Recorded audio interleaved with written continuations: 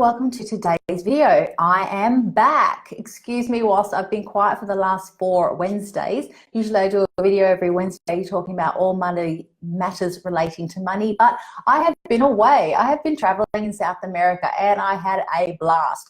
I had good intentions to do videos whilst I'm away, but let's be honest, anyone who's been to South America knows the internet ain't great. So that plus the time difference made it a little bit impossible to do videos whilst I was away. So I have been on radio silence with just a few blog posts to keep you interested throughout that time. Today we're talking about how to make your money last longer whilst you're traveling, which means budgeting whilst you're traveling.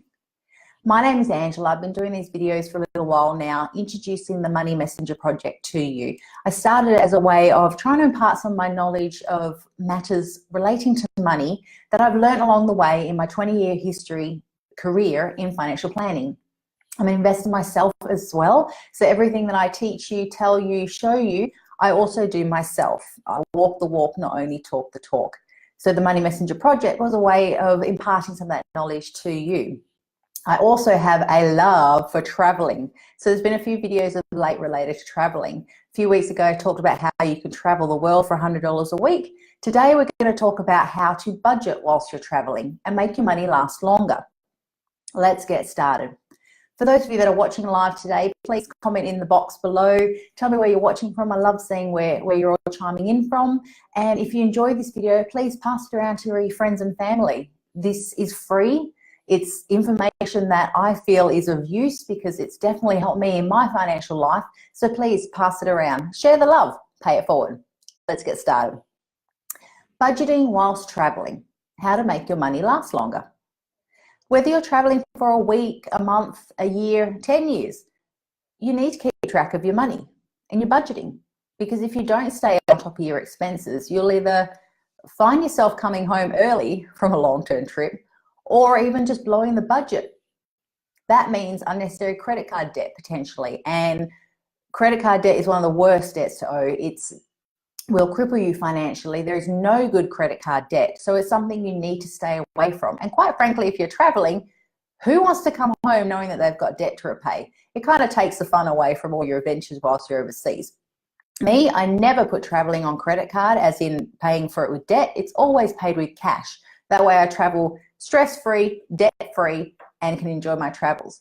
But the key to being able to travel regularly and to stay away for as long as you want to, whether it's a week or a year or a month, is to stay on top of your expenses. It's really important, especially the longer you're traveling, the more important it is even, because if you don't, you'll find yourself in financial strife. And who wants to come home early from their trips? The way to track your expenses is to write them down. You have to write them down. Unless you write something down, it just doesn't come to fruition and it's impossible to stay track of. Now, a pen and paper works fine, but in today's world where smartphones are basically another limb that is attached to us permanently, why not use an app? There's thousands of apps out there, and you'll also see thousands of apps for traveling expenses, for budgeting, for all matters relating to money. There's one app that I keep coming back to called Travel Expenses, and I'll put a link to it in the box below when I finish the video. I use a Samsung, so it's an Android app, but I'm sure there's equivalents for your iPhone users out there as well.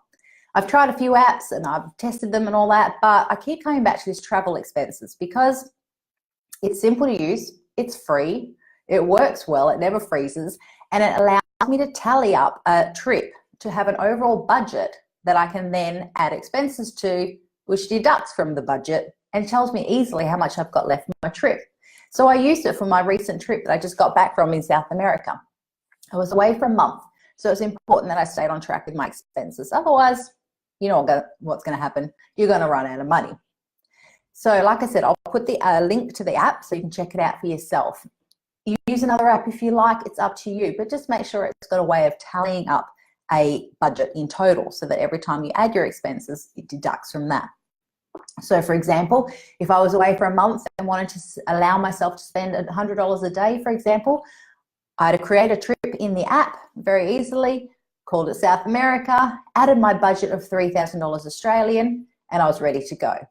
Then the important thing to do is every day, at the end of the day, add those expenses to your app. Like I said, you can write this down on a pen and paper. I've done that too, well before apps and smartphones were even around. I did that for a whole 6 months once while I traveled the world. But these days I use an app and it was easy. I do it at the end of the day. I write down all my expenses in the app. And you can do it throughout the day as you're making the expenses. But let's be honest, who's going to do that? Who's got time for that? You're out and about traveling the world. At the end of the day, once you come home to your accommodation, it's fine. Just make sure you do them so that you don't forget them by the end of the day. So to be able to use an app, another key feature is to make sure it allows you to put in whatever currencies you're using. So I just went to South America. I was in 3 different countries, Argentina, Peru, and Bolivia, each one with their own different currency. To save me time and effort and worrying about having to convert everything to Aussie dollars using my app, the app that I use, Travel Expenses, allows me to use any currency I like, just as long as I put in the conversion rate. How do I find out a conversion rate? I use a website called xe.com.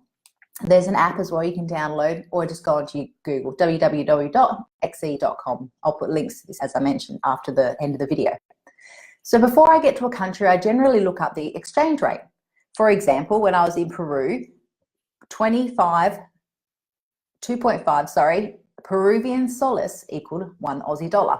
So then I knew my rate that I was putting into my currency converter, and that also helped me along the way. When you get to a country, it's really important to do that. If you've forgotten to do it whilst you're on the plane and you've got no Google, just go and check the local currency office that's either at the airport or when you get into town, and you'll find the rates there. You don't need to always have a smartphone attached to you, particularly in some of these countries where you don't want to be ripping out your smartphone and using it on the street in front of you, for different crime rates and different things. You don't want to draw attention to yourself all the time when it comes to using technology out and about, especially when you're traveling to some different areas of the world. So what I did is I looked up the currency conversion rate. For example, I just mentioned the Peruvian one. The Argentinian one was a bit different. They use big numbers over there with a lot of zeros, but 25 Argentinian dollars equaled 1 Aussie dollar. So that's the rate I put into my conversion into my app when I was tracking my expenses. The currency may change each day slightly. It doesn't matter. It's just an example. It may be 26.5 or just use 25. It's just an example to get you through your budgeting whilst you're on your trip. Doesn't need to be spot on. Doesn't matter if you forget a few small expenses here and there. It's just to keep you a broad overview of what you're spending when you're away. So when I was tracking my expenses, Travel Expenses I find really great because I knew all the time how much I had left to go, which means I could look at how many days left for my trip and sort of figure out if I was spending too much or not enough or too little or way out or whatever. It's just an example to keep you on track when you're traveling. And I'll tell you what, it was pretty good because I got halfway through my trip and I could see that I was roughly halfway through my money. So that kept me on track for the rest of the trip. So I also want to mention to you today, when you're taking money out overseas, now I've already done a video about this in the past as well, but just to have a quick overview of that video, and I'll put a link to it in the box below. But remember, using your home bank card, ATM card, credit card when you're overseas can mean a lot of bank charges, international transaction fees, currency conversion fees, things like that. So it's really good to actually have a separate ATM card, credit card for traveling. And there's a lot of companies out there. Like I said, I've done a video on this and I will put a link to it in the box below. But what I do when I travel is I have 2 different cards, and I'll tell you ones that I use. It's not a recommendation to use these products. I have no financial interest if you do choose to use them, but you need to research them yourself to make sure they're suitable for you. I've done the research for me and I was happy with these, but this is not a recommendation for you to use the products based on my research. You always need to check the fine print, check the fees and details for yourself. But basically I have 2. I have a 28 Degrees MasterCard, which is a credit card. Now this can be used as a credit card. It has a credit limit, but you can also put your own money onto it, which means you're in a credit arrears or a balance or a debit balance, which means that you can take money out of it like an ATM card. You don't have to use the credit facility. That's just there as a bit of a backup or an emergency. I also trialed the HSBC travel debit card. That is just a debit card. There's no credit facility attached to it whatsoever. So whatever money is in there is my cash money.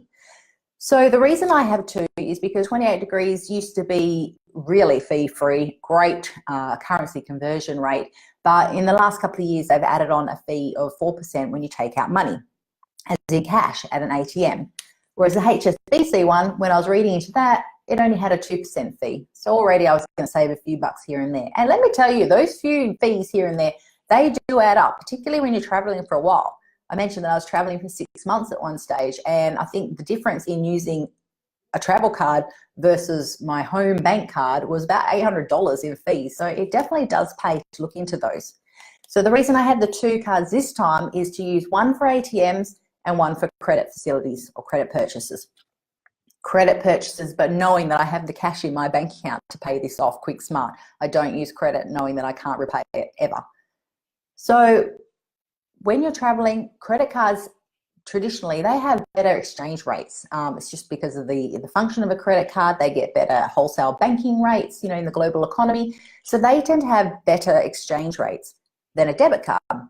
And knowing me, I love money, figures, calculating, whatever. I have checked a few purchases here and there just to see if I was getting a good currency conversion or not. And the 28 Degrees still outranks the HSBC card in terms of purchases. You get a really great conversion. I'm really not sure how 28 Degrees makes their money sometimes, but you get a great conversion. I put purchases on the credit card whenever I could. Going to South America, let me tell you, that was a lot harder than it is in Europe. Europe, credit cards, debit cards, swipe, tap and go, everything is accessible and available. But in South America, cash was king. So whilst in Argentina I could use credit card quite often, once I got to Bolivia and then Peru, no way. Cash was king.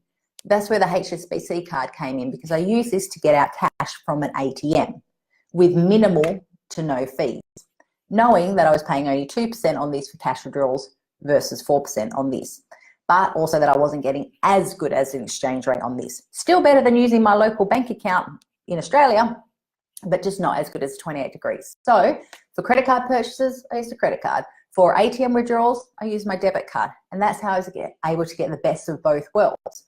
Also, with a credit card overseas, there is a little bit more protection when it comes to fraud and, you know, fraudulent purchases or theft or things like that.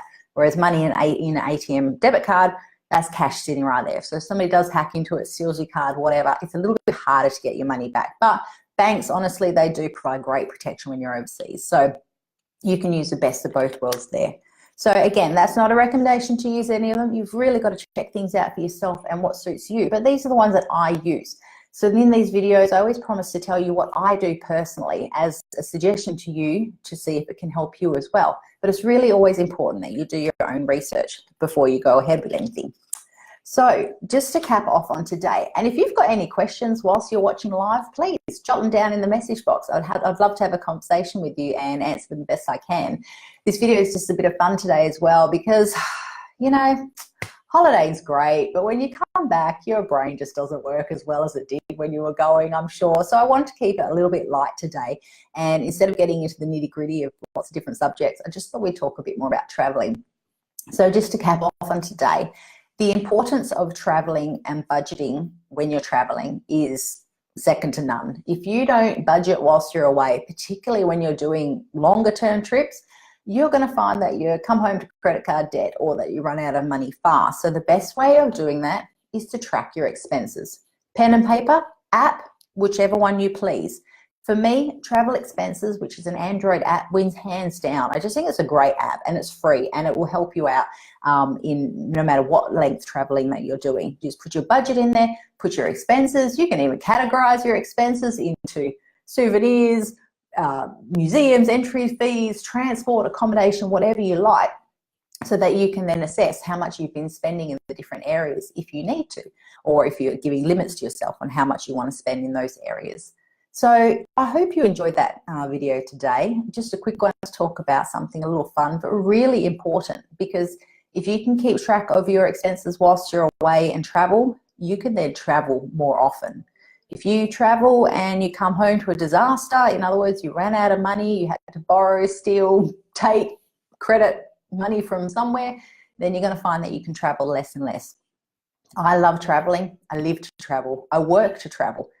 So that means I need to keep track of things money-wise. And whilst my career is also in money, I do find that extending that into my personal life of traveling really helps. That way I can travel more often and longer, stress-free, without worrying about money matters. Thank you for joining me today. If you'd like to see more of these videos or more from me, please subscribe to the Money Messenger website, www.moneymessenger.com.au. I do videos every Wednesday on some money-related matters. If you've got questions or topics you want covered, please send me a message on the Facebook Money Messenger page. And I will see you all next time for the next video. Until then, happy traveling, happy budgeting. Bye.